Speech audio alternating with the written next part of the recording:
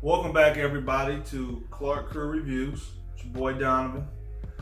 Went and seen Black Panther last night. I went to the first screening available at the early screenings at the closest theater to my home. I gotta say that I thoroughly enjoyed Black Panther. Thought it was fantastic. Now, before you go any further, I am going to talk about spoilers in this review, okay? So, if you don't want to watch it, you better stop now, okay? I thought Black Panther was fantastic, okay? I've been saying this when I look at Black Lightning and, maybe briefly in some of my other reviews.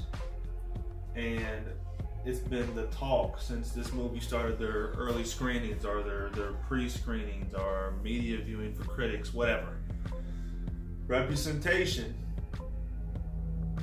in art and media and seeing somebody that looks like you is very important. And that weight is what's helping carry this movie and propel this movie into the stratosphere in terms of how much money it's going to make. Like, the potential for this movie to make all kinds of money is, I don't want to say it's unlimited, but I think it's going to make $1 billion worldwide. I think it might hit 500 million stateside. It's going to be close. It's going to blow stuff out the water. All right, and I hope so. All black cast, writers and directors, and it's a superhero movie. I support both. Want to start off by saying that I give it a solid A, or 8.59 out of 10. Okay, some things I'd like to see maybe extended or a little different, but I'll talk about that in a second. Number one, Chadwick Boseman was great. He was great as T'Challa, a torn king trying to find his place, being Black Panther, a new king, doing what he sees right, doing what's right for Wakanda, and doing what's right for the world. Black Panther, I think it was pretty true to the comics. Lupita Nyong'o was a good supporting character and love interest as Nakia. Denai Guerrera, she was great as Okoye. She was fantastic. Every time she hit that staff on the ground, it got me hyped. That was pretty good. Who would you pick? The Dora Milaje or the Amazons? Let me know in the comment section. I lean towards the Amazons. Martin Freeman was good. I seen another one on another woman I watched on YouTube. She said that Martin Freeman had a fly-by-night part. He had a good chunk as a supporting actor in it. Like, he had a good role in it, And Daniel Kaluuya, who was Kwabi, he was a punk in it. I mean, he was cool, but then he turned into a punk for some of the stuff he did. But he played the role well because, when you don't like him, he's doing his job. And Letitia Wright as Shuri was fantastic. Okay, I would love to see Letitia Wright or her character Shuri in Avengers Infinity War, either part 1 or part 2, have some banter back and forth with Tony Stark. I always wanted to see Tony Stark and Star-Lord go at it, with the sarcasm. I want to see Tony Stark and Shuri go at it in the lab with banter, and she's schooling him. That would be fantastic. One thing I did want to mention is that, spoilers, I warned you, Claw gets killed. I was kind of sad because I did enjoy Andy Serkis's gravelly, dirty, grizzled interpretation of the character. Like, his voice brought that character to life, and his almost enthusiasm did it. Like, I thoroughly enjoyed that character. I'm going to miss Claw, even though we only see him in bits and pieces in Avengers and now this, but I'm going to miss him. I enjoyed that character thoroughly. Everybody's talking about Michael B. Jordan's Killmonger. He was great. But he was so angry. Like, everybody's talking about, I can feel, I can understand him, yada yada. I get his motivations. Totally get his motivations. I think that would have helped his cause. Like, I don't want to. I think he said he was from Oakland on there.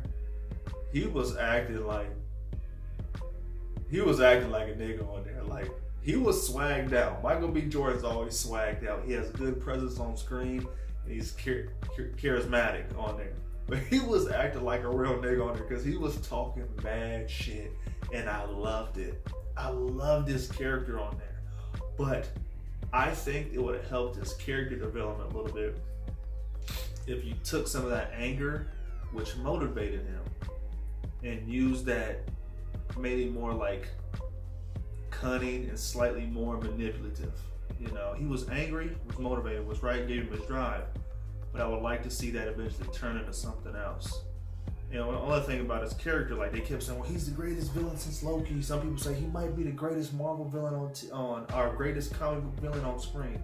I wouldn't go that far, because he did study Heath Ledger a little bit. They say he studied somewhere else. And Michael Fassbender's Magneto. It's a great one to study. He was fantastic on there, but like a typical Marvel movie, they killed him off.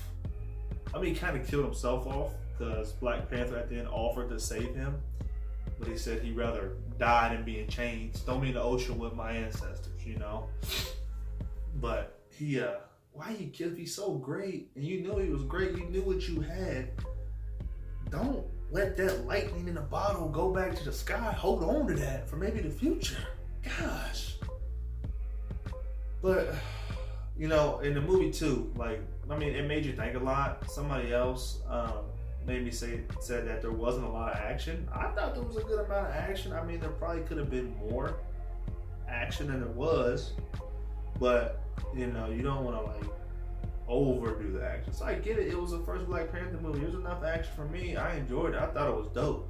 Wakanda was fantastic. The technology is mind-blowing. Like, when they start sharing their stuff with the world, we're not going to overdo it. But I imagine Tony Stark gets his bleeding edge armor from Wakanda. He has to.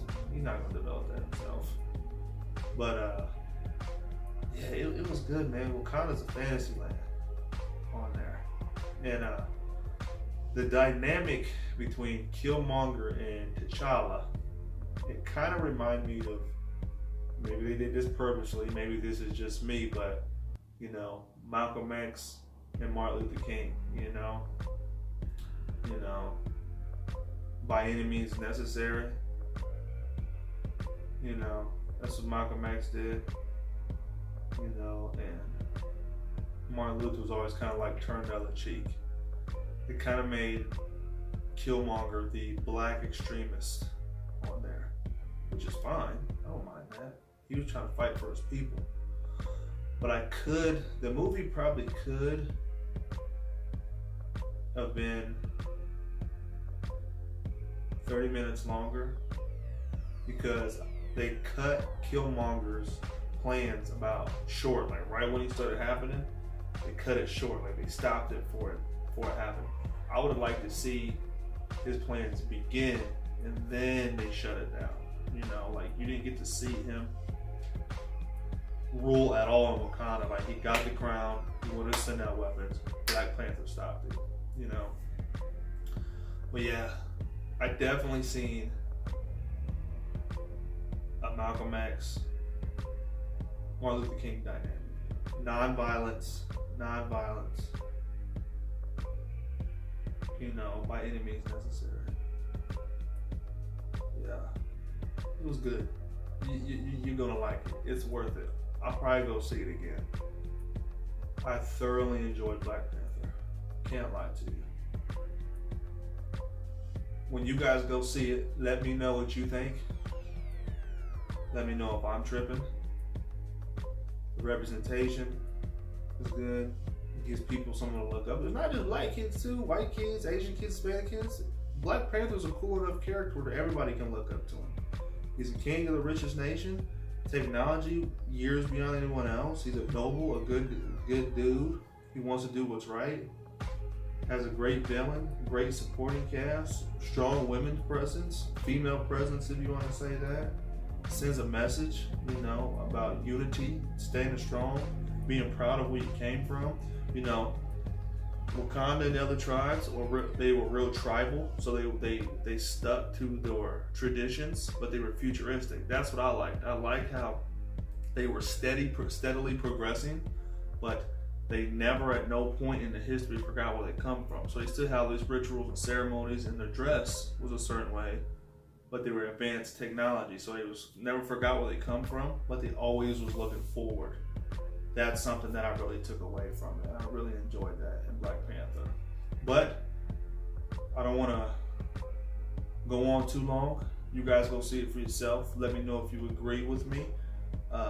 Put in the comment section anything that I might have forgot or left out. M'Baku made you laugh. The dynamic between T'Challa and Shuri was fantastic. The brother-sister dynamic was fantastic. Not too much comedy in it, but just enough to make you laugh. Yeah, it was great. I'm telling you, 8.5, 9 out of 10. Let's go 9. Avengers is still probably my favorite Marvel movie, just because you never get past that awe of seeing all those heroes together initially. I've always been a fan of the first Iron Man movie. It was just good. It's just 10 years old now. But Black Panther captures that same magic as they did. So it's arguably second. Maybe second? I'll say second. Second favorite Marvel movie. All right? Let me know if y'all agree. It's the last time I'm going to say, put something in the comment section. Like my video. Share my video while you're on my channel. Subscribe to it. I typically have my crew with me, but I did this one solo. All right? If you subscribe to me, I'll subscribe back to you. Game recognized game. All right? Until next time, y'all be good. Peace.